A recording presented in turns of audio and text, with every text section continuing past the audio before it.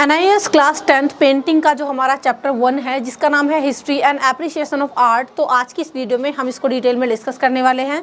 बहुत ही इजी सी Hindi plus English दोनों ही language में मैं आपको इसके नोट्स प्रोवाइड करने वाली हूँ एक्सप्लेनेशन के साथ, और लास्ट में देखेंगे इसके important question answers. So video को शुरू से लेकर के लास्ट तक देखें ताकि आपके चैप्टर का कॉन्सेप्ट अच्छे से क्लियर हो जाए, आपके नोट्स बन जाएँ। एंड हाँ, चैनल पर न्यू है तो सब्सक्राइब जरूर कर लें बेल आइकन को प्रेस करके। तो चलिए देख लेते हैं हम history and appreciation of art इस चैप्टर की एक्सप्लेनेशन। फर्स्टली हम देखेंगे इसका इंट्रोडक्शन। ठीक है, देखिए इंट्रोडक्शन में क्या बताया गया है। From 2500 BC to 750 BC, the Indus Valley civilization and the Mauryan dynasty in the 3rd century BC saw significant development in art and craftsmanship।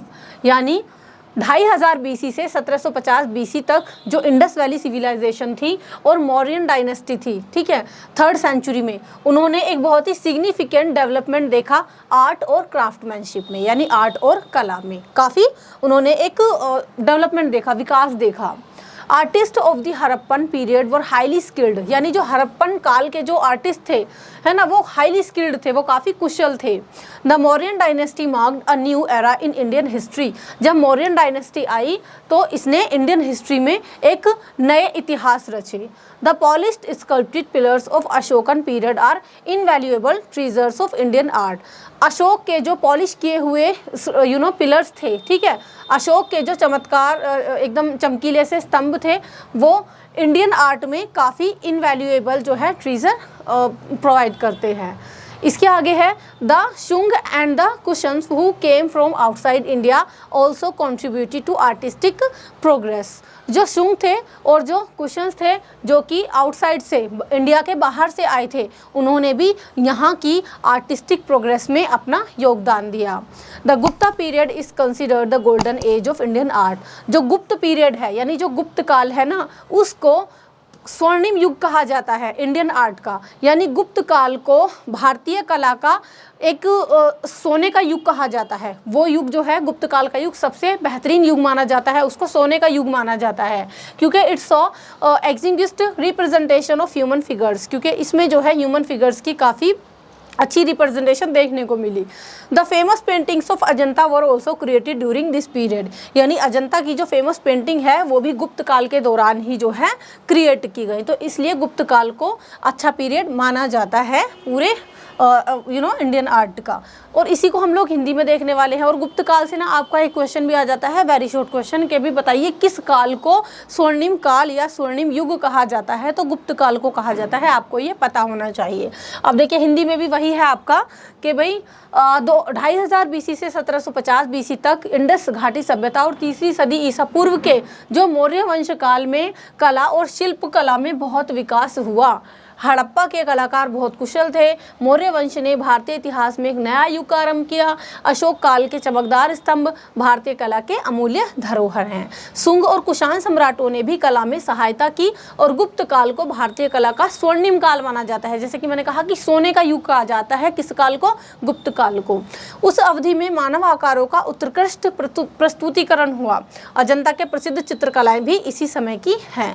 तो अगर आपको ये PDF चाहिए तो मैं इसको टेलीग्राम पे शेयर कर दूंगी, जिसका लिंक डिस्क्रिप्शन बॉक्स में है। तो इतना तो हमने देख लिया है इस चैप्टर का इंट्रोडक्शन, कि इसके अंदर आखिर है क्या। अभी देखेंगे इस चैप्टर का जो फर्स्ट है हमारी पेंटिंग, जो कि है डांसिंग गर्ल की, उसके बारे में जानेंगे। अच्छा, जब आप क्वेश्चन आंसर प्रिपेयर करते हो ना किसी भी चैप्टर के, जब आप पेंटिंग के बारे में बात करते हो, तो ये जो पेंटिंग दी हुई होती हैं आपके सिलेबस में, या जो मूर्तियाँ दी हुई हैं, आपको इनके बारे में पता होना चाहिए। इनका डिस्क्रिप्शन आपको पता होना चाहिए कि कौन सी पेंटिंग किसने बनाई, किस पेंटिंग का क्या आकार है, वो देखने में कैसी है, किस मूर्ति, मतलब हर चीज़ के बारे में आपको पता होना चाहिए। इसलिए मैंने साथ ही साथ आपके यहाँ पर ये पेंटिंग भी लगाई हुई है। तो देखिए इसके बारे में हम लोग पढ़ेंगे पहले इंग्लिश में और उसके बाद हिंदी में, ठीक है।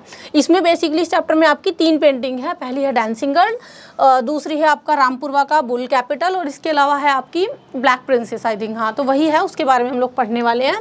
अब देखो डांसिंग गर्ल के बारे में हम जानते हैं। This metal statue from the Indus Valley is a prime example of their artistry and technical progress। यानी ये जो मेटल का स्टैचू है, मतलब ये जो मूर्ति है जो कि मतलब पेंटिंग के रूप में है, इस तरीके से आपके सिलेबस में। तो ये मेटल का स्टैचू है, ये कहाँ से लिया गया? इंडस वैली से। इंडस वैली का ये एक प्राइम एग्जाम्पल है उनकी आर्टिस्ट्री और टेक्निकल प्रोग्रेस का, मतलब किस तरीके से उन्होंने जो है प्रोग्रेस दिखाई, टेक्निकल प्रोग्रेस दिखाई। तो ये काफ़ी अच्छा उदाहरण है। It depicts a slender rhythmic female figure with exceptional metal casting and refinement. तो ये जो देखने में है ना, ये कैसी है? ये मेटल की है वैसे तो, लेकिन इसका जो स्ट्रक्चर है, रिदमिक स्ट्रक्चर है इसका, जैसे कि लयात्मकता के साथ इस मूर्ति को गढ़ा गया है, और इसका जो फिगर है वो काफ़ी पतला सा है, ठीक है। तो ये काफ़ी रिफाइनमेंट को शो करता है। Notably she wears bangles up to her shoulder in her left hand akin to modern day tribal customs in Gujarat and Rajasthan. अब इस मूर्ति की विशेषता क्या है कि इसने जो लेफ्ट हैंड में बेंगल्स पहनी हुई हैं वो यहाँ तक, इसके शोल्डर तक है, और इसने अपने लेफ्ट हैंड को अपने थाई पर रखा हुआ है ना, और इसका जो राइट हैंड है ना वो इसके वेस्ट पर है। तो बेसिकली यही पूछा जाता है कि डांसिंग गर्ल किस तरीके से खड़ी है, उसका लेफ्ट हैंड कहाँ पर है, उसका राइट हैंड कहाँ पर है, और उसने हैंड में क्या पहना हुआ है। तो बेंगल्स वगैरह पहनी हुई हैं, इसके स्ट्रक्चर के बारे में आपसे पूछा जाएगा। और इसका जो मतलब ये बेंगल्स पहनने का तरीका है वो आजकल भी देखा जा सकता है। मॉडर्न डे ट्राइबल कस्टम जो गुजरात और राजस्थान का ट्राइबल कस्टम है, आज भी ऐसे ही वो लोग वहाँ पर पहनते हैं। इसके अलावा जो इस मूर्ति का हेयर स्टाइल है, थोड़ा उसके बारे में बताया गया है कि भी her hairstyle unlike other mother goddess figures of that time is contemporary with a bun. मतलब इसका जो हेयर स्टाइल है ना, उसमें इसने बन बनाया हुआ है, ऊपर की तरफ जूड़ा टाइप कुछ बनाया हुआ है, और ये उस टाइम की जो गॉडेस थी, फीमेल गॉडेस थी, देवती मतलब देवियाँ थी, उनसे थोड़ा सा अलग था, है ना, उस टाइम पर। She rest with her right hand on her breast and left hand on her thigh. वही चीज़ है कि इसने जो अपना लेफ्ट हैंड है वो जो है अपने थाई पर रखा हुआ है, और जो राइट हैंड है, तो वही बात है कि इसने अपना राइट हैंड अपनी वेस्ट पर रखा हुआ है और लेफ्ट हैंड अपने थाई पर। और ये शोकेस कर रही है एक perfect casting accuracy and monumental presence को। Despite its small size of around 4 inches, मतलब हालांकि इसका जो मतलब साइज़ है ना वो ज़्यादा बड़ा नहीं है, केवल देखने में लग रही है, केवल 4 इंच की है ये, लेकिन फिर भी ये देखने में काफ़ी बड़ी सी दिखती है। Makes the dancing girl statue truly unique, यानी इसको बनाया इस तरीके से गया है कि इसका स्मॉल साइज़ भी देखने में एक काफ़ी बड़ा सा दिखता है, और ये काफ़ी अच्छा ब्लेंड है क्राफ्टमैनशिप का और आर्टिस्ट्री, इसको डांसिंग गर्ल के स्टैचू को एक यूनिक बना देता है।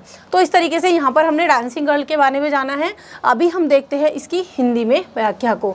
तो डांसिंग गर्ल का मतलब क्या होता है भाई? नृत्य करने वाली लड़की। तो ये धातु की बनी हुई है। इंडस घाटी के कलाकारों की कलात्मकता और तकनीकी का एक अच्छा उदाहरण है। इसमें क्या दिखाया गया है? एक पतली सी लड़की है, ताल में नारी फिगर इसमें दिखाई देती है, जिसमें धातु की कास्टिंग है और कलात्मक संवर्धन की श्रेष्ठता दिखती है। खास तौर से जो उसके बाएं हाथ में बाजू तक कंगन है, यानी जो उसकी बैंगल्स हैं, वो गुजरात राजस्थान के क्षेत्र के आधुनिक जनजातियों के समान ही हैं। उसके बालों की शैली भी काफ़ी अलग है, डिफरेंट है, जो इस सभ्यता की जो दूसरी माँ देवी प्रतिमा थी उनसे काफ़ी अलग थी। उसके बाल एक बन में बंधे हुए हैं, और इसके साथ ही उसकी विचित्र अवस्था भी ध्यान देने लायक है।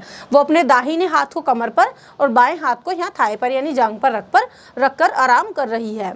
तो इसकी कास्टिंग बिल्कुल सही है, और इसके केवल लगभग 4 इंच की ऊंचाई के बावजूद भी देखने में ये काफ़ी विशाल लगती है। इस मूर्ति में कलाकृति और कला के कौशल का एक सफल संगम है, जो इसे वास्तव में अद्वितीय बनाता है, यूनिक बनाता है। अब इसके बाद जो दूसरी मूर्ति है वो है रामपुरवा का बुल कैपिटल। तो यहाँ पर आप देख सकते हैं ये एक बुल की जो है मूर्ति है, बुल यहाँ पर है ये, और ये बुल ना एक उल्टे कमल पर यहाँ पर चित्रित किया गया है, ठीक है। मतलब बेसिकली इसका मैं मोटा मोटा आपको बता दूं कि ये एक बुल है, एक मोटा मोटा अंदाज़ा मैं आपको दे दूं कि ये एक बुल है और नीचे इसके उल्टा कमल है। तो देखो, रामपुरवा बुल कैपिटल इसका नाम है। Ashokan pillars are found in most regions of India except the extreme southern regions, यानी जो अशोक के स्तंभ है ना वो ज़्यादातर मोस्ट रीजन्स यानी भारत के ज़्यादातर क्षेत्रों में पाए जाते हैं, लेकिन साउदर्न रीजन्स में वो नहीं पाए जाते। These pillars are composed of 3 parts. ये जो पिलर्स होते हैं वो 3 पार्ट्स में कंपोज होते हैं। एक तो होता है इसमें बेस, एक होता है एलोगेटेड शाफ्ट, एक होता है डेकोरेटेड क्राउन या फिर capital. The capitals features sculpted figure of animals standing on an inverted lotus base। और ये जो मतलब इस बुल को बनाया गया है, इस बुल की फिगर को बनाई गई है एक उल्टे लोटस पर, मतलब उल्टे कमल पर। And abacus a thick disc like structure separate the animal from the lotus. एक इसमें अबेकस है। अबेकस का क्या मतलब होता है? ये वाली चीज़। तो देखो यहाँ पर आप देख सकते हैं, यहाँ पर जो है आपका ऊपर तो है बुल, ठीक है, ऊपर बुल है, नीचे आपका है लोटस। अब इन दोनों चीज़ों को जो अलग कर रही है, जॉइंट कर रही है, वो ये है एक अबेकस। तो इस अबेकस पर ये बुल खड़ा है और नीचे है इसके लोटस, उल्टा लोटस, ठीक है। तो ये एक बेस का काम करती है। ये एक disc thick disc like structure है जो सेपरेट करता है इस एनिमल को इस लोटस से। The bull capital also known as the Rampurva bull capital. ये शॉर्ट क्वेश्चन में भी आपसे पूछ लिया जाता है कि भी जो बुल कैपिटल है उसको और दूसरे किस नाम से जाना जाता है, तो उसको रामपुरवा बुल कैपिटल के नाम से भी जाना जाता है। तो ये प्रोमिनेंटली डिपिक्ट करता है एक मेजेस्टिक बुल को। Plant designs adorn the abacus surrounding it, यानी प्लांट के डिजाइन है adore the abacus surrounding it. Scholars believe these motifs were influenced by earlier middle eastern और पोस्ट ग्रीक स्टाइल। और जो स्कॉलर्स हैं उनको ये बिलीव है कि ये किस चीज़ से प्रभावित होकर बनाया गया है, ये अर्लियर मिडिल ईस्टर्न और पोस्ट ग्रीक स्टाइल से प्रभावित होकर के बनाया गया है। अभी हम देख लेते हैं इसकी हिंदी। तो देखो, रामपुरवा बुल कैपिटल। अशोक के स्तंभ भारत के अधिकांश क्षेत्रों में पाए जाते हैं लेकिन उत्तरी दक्षिणी क्षेत्रों में नहीं पाए जाते। इन स्तंभों में 3 हिस्से होते हैं, आधार, लंबवत शाखा और सजावटी मुकुट या कैपिटल जिसको बोलते हैं। कैपिटल्स पर जानवरों की चित्रित आकृतियां होती हैं जो एक उल्टी हुई कमल के आधार पर खड़े होते हैं। ये रहा, मैंने आपको बताया था, ठीक है। अबेकस नामक मोटा डिस्क जानवरों और कमल के बीच होता है, बीच में ये है, ये वाला। बुल कैपिटल जो रामपुरवा बुल कैपिटल के नाम से भी जाना जाता है, उसमें एक शानदार बैल का चित्रण होता है और इसमें पौधे के डिजाइन अबेकस के चारों ओर होते हैं। यहाँ के विद्वान ये मानते हैं कि ये नक्शे पूर्वी, मध्य पूर्व या पोस्ट ग्रीक शैली से प्राप्त हैं। तो ये हमने देखा है रामपुरवा बुल कैपिटल के बारे में। जो हमारी अगली जो है टॉपिक है वो है ब्लैक प्रिंसेस। तो ब्लैक प्रिंसेस यहाँ थोड़ी सी आपको ब्लर दिख रही होंगी। बेसिकली ये अश्वेत राजकुमारी है। श्वेत का मतलब सफ़ेद और अश्वेत यानी इसके अपोजिट, यानी जो काली प्रिंसेस होती है। इंग्लिश में इसको क्या कहा जाता है, ब्लैक प्रिंसेस। तो इसके बारे में हमें जानना है। जैसे कि वो तो डांसिंग गर्ल थी, ये थी black princess. The caves of Ajanta are located near Aurangabad district in Maharashtra. यानी जो अजंता की गुफाएं हैं वो औरंगाबाद के पास में स्थित है, जो कि महाराष्ट्र में है। There are 30 caves here including the incomplete one. यहाँ पर 30 केव्स हैं और इसमें एक इनकम्प्लीट केव भी है।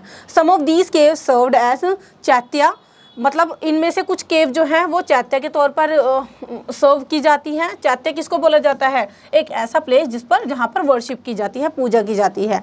एंड मोस्ट वर विहार्स, यानी कुछ तो जो है यहाँ पर जो केव हैं वो चैत्य के तौर पर है। चैत्य एक ऐसा प्लेस जहाँ वर्शिप की जाती है। और जो मोस्ट ऑफ द केव्स हैं वो विहार्स, विहार्स किसको कहा जाता है, मोंटेसरीज को, उनके तौर पर जो है सर्व की जाती हैं। The paintings at Ajanta were done in 2 phases, यानी अजंता की जो पेंटिंग्स है वो 2 फेजेस में डन की गई। जो first in the Hinayana phase, पहला जो फेज था वो था हिनयान फेज, जहाँ पर लॉर्ड बुद्धा जो है वो डिपिक्ट करते थे सिम्बिकलिक, ठीक है। तो लॉर्ड बुद्धा को डिपिक्ट यहाँ पर किया जाता था। और जो सेकंड था वो इन द महायान फेज था, जहाँ पर लॉर्ड बुद्धा को एज अ ह्यूमन फॉर्म में डिपिक्ट किया जाता था। Ajanta paintings hold a significant place in the history of Indian art, यानी जो अजंता पेंटिंग है वो इंडियन आर्ट में एक काफ़ी सिग्निफिकेंट रोल प्ले करती हैं। तो ये तो हमने थोड़ा सा देखा है इसके बारे में।